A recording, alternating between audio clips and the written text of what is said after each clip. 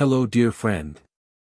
I've learnt that the mighty Caliph Umar Al-Khattab seems to have championed the teachings of the Qur'an, but suppressed the teachings of prophetic hadith.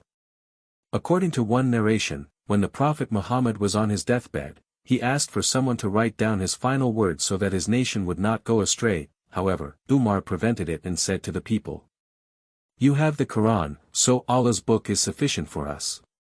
As Caliph, Umar seems to have stifled hadith preservation according to Ibn Sa'd, who said, Umar wanted to write the prophetic traditions, so he spent a month praying for guidance, and afterward, he became determined to write them. But then he said, I recall the people who wrote a book, then they dedicated themselves to it and neglected the book of God.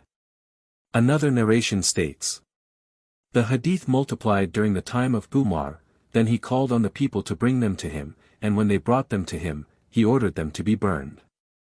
Afterward, he said, a Mishnah like the Mishnah of the people of the book.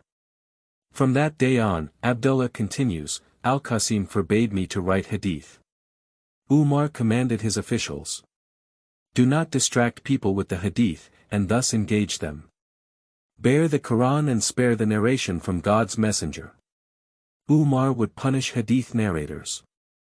The infamous hadith teller, Abu Huraira allegedly said, if I had narrated in the time of Umar what I narrate to you, he would have hit me with his whip.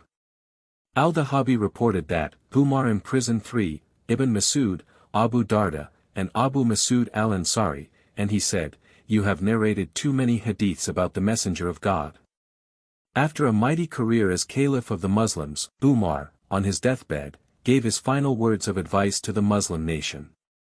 He called them to follow the Quran, but said nothing about following the traditions or narrations of the Prophet. He said, you have to adhere to the Book of Allah, for you will never go astray so long as you follow it. Did the historical Umar think hadith were an essential part of the Islamic faith?